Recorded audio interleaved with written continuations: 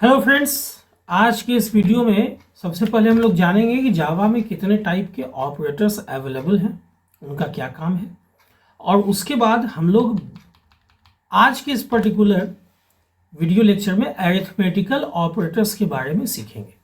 देखिए, सबसे पहले जहाँ तक ऑपरेटर्स के बारे में बात है, तो किसी भी लैंग्वेज में ऑपरेटर्स जो होते हैं वो एक्चुअली स्पेशल सिंबल्स होते हैं जिसका एक पर्टिकुलर इस्तेमाल होता है किसी वेरिएबल के ऊपर या वैल्यू के ऊपर या दोनों के कॉम्बिनेशन के ऊपर। ठीक है, जहां तक बात जावा की है तो जावा में आपके पास जो ऑपरेटर्स हैं उनमें नाम आता है सबसे पहले अरिथमेटिकल ऑपरेटर्स का।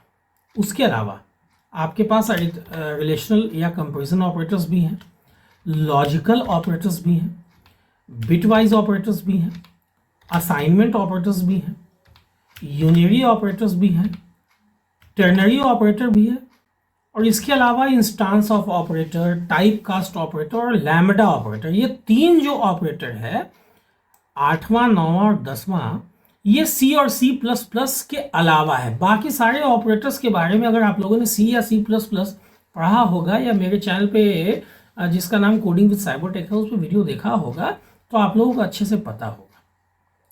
तो यहाँ पे ये तीन ऑपरेटर अलग है। तो सबसे पहले तो ये 10 ऑपरेटर आपके पास जावा में है, ये चीज समझना बहुत जरूरी है। ठीक है, मैंने लिस्ट दे दिया है, आप लोग चाहोगे तो इसका स्क्रीनशॉट ले लेना। ठीक है, मैं यहाँ पे स्क्रॉल कर ले रहा हूं। लेकिन आज का जो फोकस है वो अपना फोकस है अरिथमेटिकल ऑपरेटर्स के ऊपर। बहुत ध्यान से समझेंगे, अपना फोकस क्या है भाई? अरिथमेटिकल ऑपरेटर्स के ऊपर। ओके, बाकियों को मैं यहां से हटा देता हूं, वो नेक्स्ट वीडियो में हम लोग उसको भी डिस्कस करेंगे।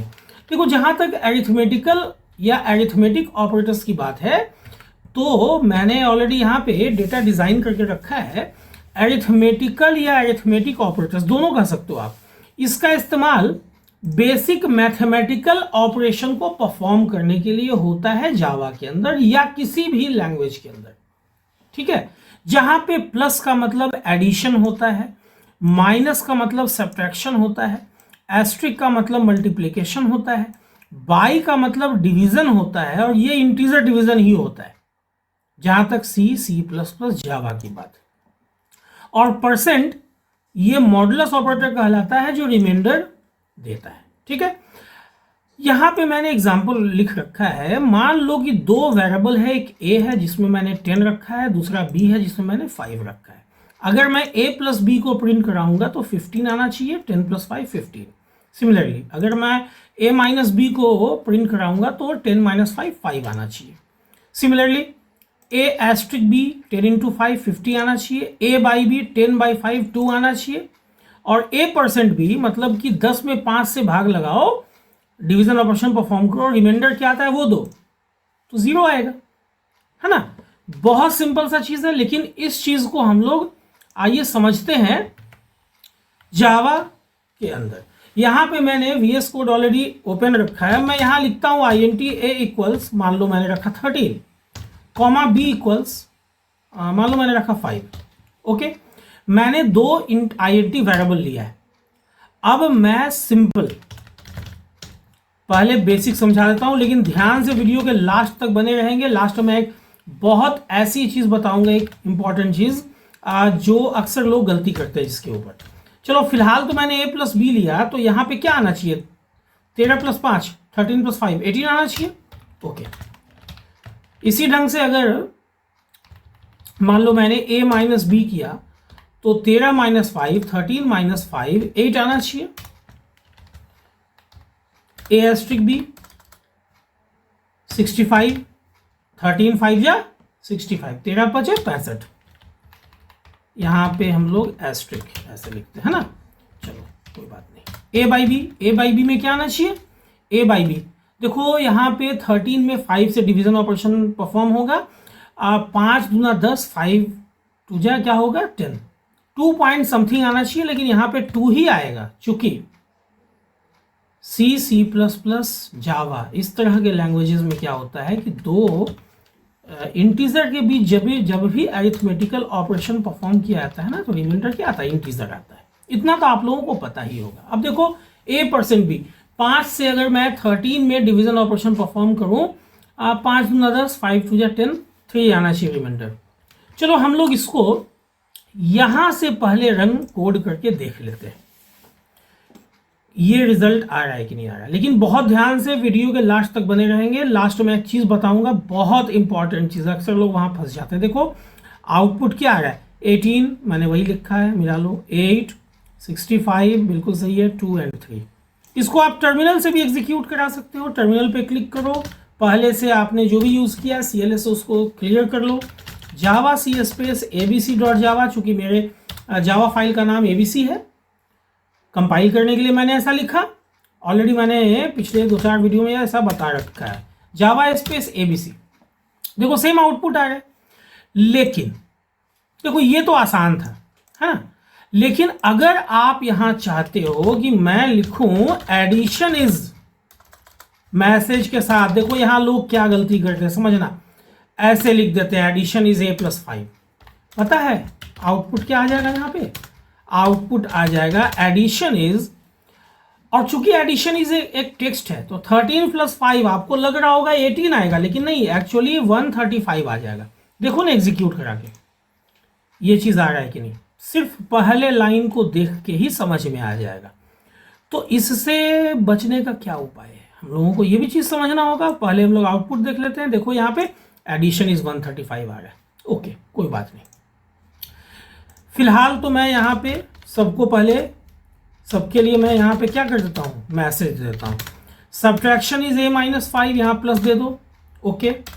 आपको लग रहा होगा कि यहाँ पे क्या आउटपुट आना चाहिए, यहाँ पे आउटपुट आना चाहिए सब्ट्रैक्शन इज a-5 है ना, 13 - 5 8। अब की बार से मैं डिलीट नहीं करूँगा। यहाँ पे मल्टीप्लीकेशन इज, या आप चाहो तो मल्टीप्लीकेशन इज की जगह इक्वल डाल दो, वो आपकी मर्जी है, प्लस a × b। यहाँ पे क्या आना चाहिए, मल्टीप्लीकेशन इज 65, ओके कोई बात नहीं।